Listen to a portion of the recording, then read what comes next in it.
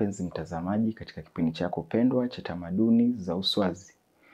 Ikiwa ni sehemu nyingine tena ambao Mwenyezi Mungu ametujalia ametufikisha katika kipindi chetu pendwa cha tamaduni za uswazi. Kama tulivyoongelea katika vipindi vyetu vya hapo nyuma, tuliongelea harusi za uswazi. Leo hii tunataka tuongelee umoja wa wapwani. Je, ni vitu vipi ambavyo vinajenga umoja wa wapwani? Kama tunavyojua, umoja ni ile hali ya watu kuja kwa pamoja na kushikamana ili kujiendeleza katika mambo fulani.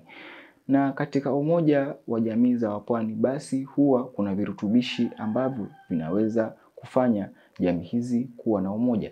Tukisadiki yale ya wahenga ambao walinena kuwa umoja ni nguvu na utengano ni udhaifu. Leo hii wacha basi tuzame ndani ili tuweze kujua ni virutubishi gani ambavyo vinajenga umoja wa jamii za pwani. Kama tunavyojua, jamii za pwani huwa na jamii nyingi. Na jamii hizi huwa tamaduni zao zinakinzana labda kwa aina ile. Lakini kuna tamaduni ambazo pia zinaweza kuwafanya jamii hizi kuwa na umoja. Wacha tuziangalie sasa ni alama zipi ambazo zinajenga umoja wa jamii za wapwani. Kama tunavyojua, ya kwanza ni lugha ya Kiswahili. Lugha ya Kiswahili ni lugha ambayo inazungumzwa katika mwambao wa pwani tena kwa asilimia kubwa. Asilimia hii ambayo inafanya jamii hizi za pwani zinaweza kuwa na mshikamano wa kiaina yake. Kama tunavyojua, lugha ya Kiswahili ni lugha ambayo chimbuko lake ni tofauti tofauti. Katika nadharia tofauti tofauti ambazo zinaongelea chimbuko ya lugha ya Kiswahili, kuna chimbuko ambalo linaongelea kwamba lugha ya Kiswahili inatokana na lugha ya Kiarabu. Kuna nadharia nyingine pia ambayo inasema kwamba lugha ya Kiswahili ni lugha ambayo ilitokana na jamii za Kibantu.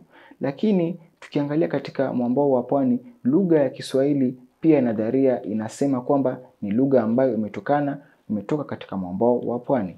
Je, lugha hii ya Kiswahili imeweza kujenga umoja kivipi? Kama tunavyojua, katika mwambao huu wa pwani lugha ya Kiswahili inaongelewa sana.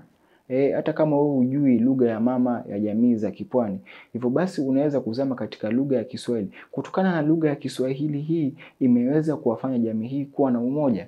Lakini katika lugha ya Kiswahili pia tunatofautiana katika matamshi. Kuna wale ambao Kiswahili chao si kama cha pande zingine za hapa katika mwambao wa pwani. Kuna wale ambao wanaongea Kiamu, na hiyo ni Kiswahili cha aina yake. Kuna wale ambao wanaongea Kingare, kuna wale ambao wanaongea Kingazija, kuna wale ambao wanaongea Kiswahili ambacho kinatofautiana na Kiswahili kingine, lakini kwa pamoja lugha ni hiyo hiyo moja ya Kiswahili, lakini maneno wanaweza kuelewana. Hivyo basi lugha ya Kiswahili inakuwa na sehemu kubwa katika utamaduni na mshikamano na umoja wa jamii za pwani. Lugha ya Kiswahili. Lugha ya Kiswahili ni tamu sana. Hivyo basi wewe kama mtazamaji, nakuomba sana ujibidishe ili uweze kujua lugha ya Kiswahili kwa sababu ni lugha ya taifa. Bila Kiswahili basi sijui tunaenda wapi. Lakini lugha ya Kiswahili ni lugha ambayo inaleta mshikamano bali tu hapa pwani, hata pia hapa nchini Kenya. Hivyo basi lugha ya Kiswahili. Hapa tukiangalia mshikamano na umoja wa jamii ya pwani zinajengwa kutokana na mavazi yao ya kiasili. Mavazi kama gani? Mavazi kama buibui, mavazi kama kanzu, mavazi kama kisutu na mavazi mengine aina ainati ambazo zinaweza kufanya jamii za pwani zinaweza kuwa na umoja. Wewe niambie, umeenda katika mji wa Mombasa ama mji wa Lamu ama mji wa Kilifi, umekutana na jamii labda pengine hizi zetu za pwani, umewasalimia, hamjambo, salamu alaikum, wa alaikumus salam. Umeona wameweza kuwa na umoja kwa sababu gani? Kwanza mavazi yanaonyesha kwamba huu jamii anatoka katika jamii fulani. Hivyo basi mavazi inacheza sehemu kubwa katika umoja wa jamii za wapwani. Pia tukiangalia dini ya Kiislamu imeweza kuwa kirutubishi ambacho kimefanya jamii za wapwani kuwa na umoja. Dini ya Kiislamu kama tunavyojua, dini ya Kiislamu chimbuko lake lililetwa na wale wafanyabiashara wa Kiarabu ambao waliweza kufanya biashara zao katika ufuo wa pwani ya Kenya. Hivyo basi katika biashara zao kama zile waliweza kupenyeza dini ya Kiislamu kutoka katika jamii hizi za pwani. Jamii za pwani ziliweza kupokea dini ya Kiislamu na kuweza kufuata mienendo yao ya Kiislamu. Hivyo basi mpaka sasa dini hii ya Kiislamu imeweza kuunganisha jamii za pwani kwa pamoja. Kwa mfano katika sherehe za sikukuu tunaona jamii za pwani wanaweza kuja kwa pamoja na kusherehekea sikukuu hizi za Kiislamu kwa pamoja. Tukiona katika maabadi kule wanaweza kuswali kwa pamoja na hii inaleta umoja. Hivyo basi dini ya Kiislamu imeweza kujenga sehemu kubwa ya uwiano na umoja na utangamano wa jamii za pwani hapa. Tukiangalia pia hii ni dini ambayo imeweza kufunza jamii hizi za wapwani mienendo mema na maadili mema ambayo yanaweza kukubalika katika jamii. Tukiona salamu, wanaweza kupeana salamu kwa pamoja kutokana na umoja wa dini hii ya Kiislamu na mafundisho yake. Tutaenda katika mapumziko mafupi.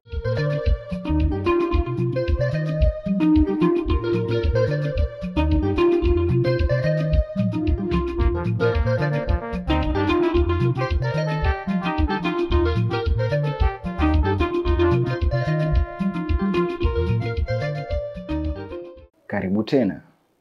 Tamaduni za Uswazi, umoja wa jamii za kipwani. Kama tulivyoongelea katika virutubishi vitatu vilivyopita hapo nyuma, wacha basi tuzidi kuendelea na virutubishi vingine ambavyo vinajenga tamaduni za Uswazi.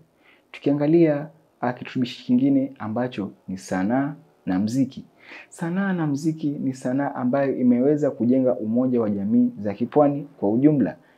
Kama mnavyojua hapa pwani muziki ni wa aina yake na ni tofauti na mikoa mingine hapa Kenya.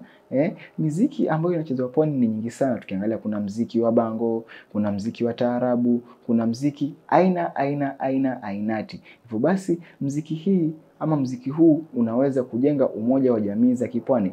Wacha tuvuke katika pande kule za Kilifi. Kama mnavyojua katika upande wa Kilifi kule nyimbo ambazo zinachezwa sana kule ni zile nyimbo za bango, ikiongozwa na mzee mkongwe yule msanii Mzee Ngala ambaye ameweza kuburudisha jamii hii ya pwani kwa muziki huu wa bango mpaka hivi sasa.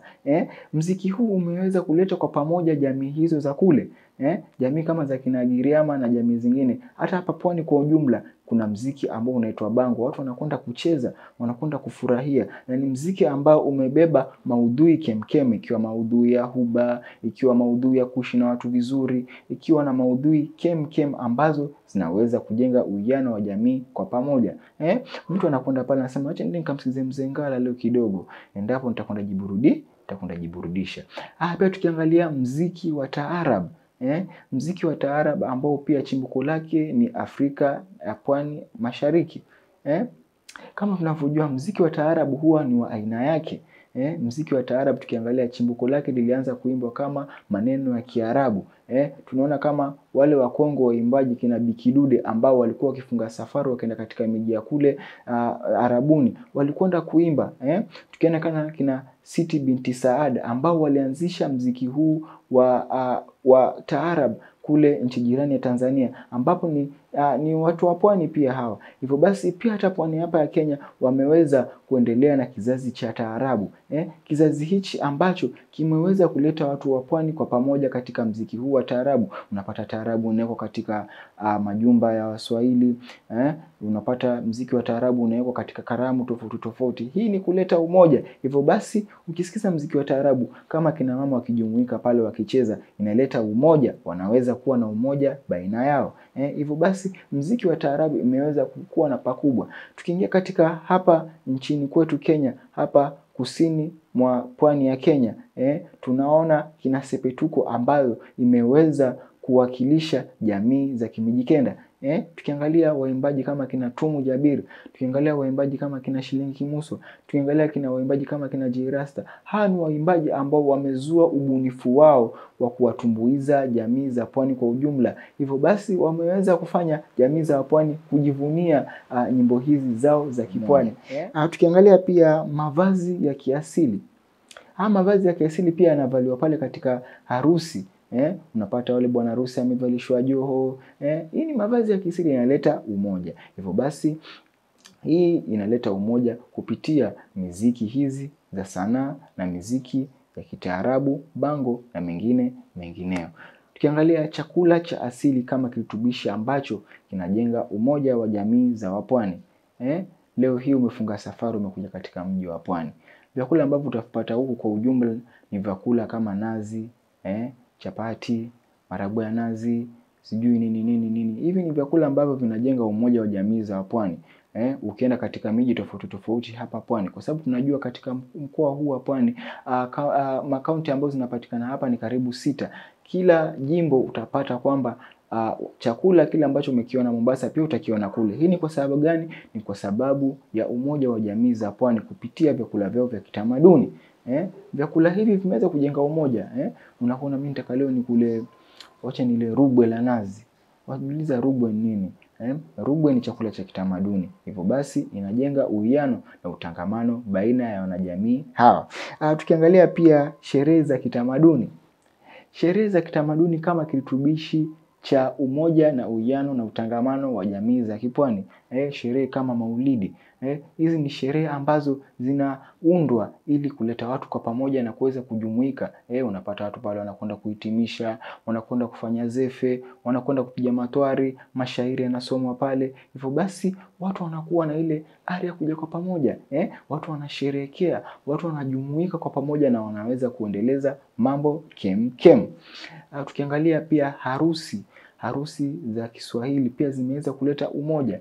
Kama tunavyojua kina mama zetu kule, lazima wakae kwa pamoja. Tutaka tudondoe mchele, tutaka tufanye hivi na hivi, kina baba kule wanakwenda kuchinja. Hivyo basi hii inaleta umoja. Kwa sababu tunajua shughuli ni watu na watu ni sisi. Hivyo basi shughuli hizi zinaletwa na umoja kupitia sherehe kama hizi. Watu wanakuja kwa pamoja na wanaweza kushirikiana na kuendeleza jambo kama lile. Hivyo basi sherehe kama hili inaweza kuwa na raha. Watu wanajumuika, watu wanaweweseka, watu wanakuwa na furaha na bashasha. Kwa sababu gani? Ya umoja na utangamano baina ya jamii za Pwani kupitia virutubishi hivi ambavyo tumeweza kuviongelea leo hii.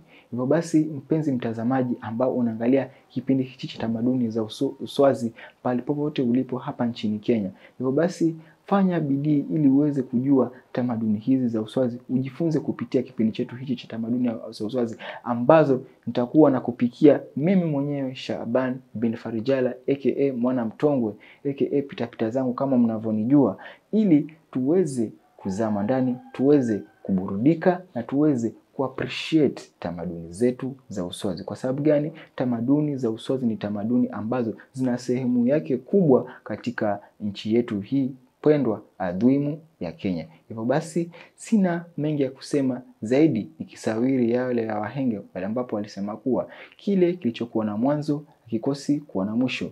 Tutakutana katika kipindi chetu kijacho cha tamaduni za uswazi ili tuweze kupakua mengi zaidi katika tamaduni za uswazi. Niwashukuruni nyote sana kwa ushirikiano wenu kupitia mtandao wa Shafaa Media. Tuweze kufuatilia mengi zaidi pale. Shukran sana.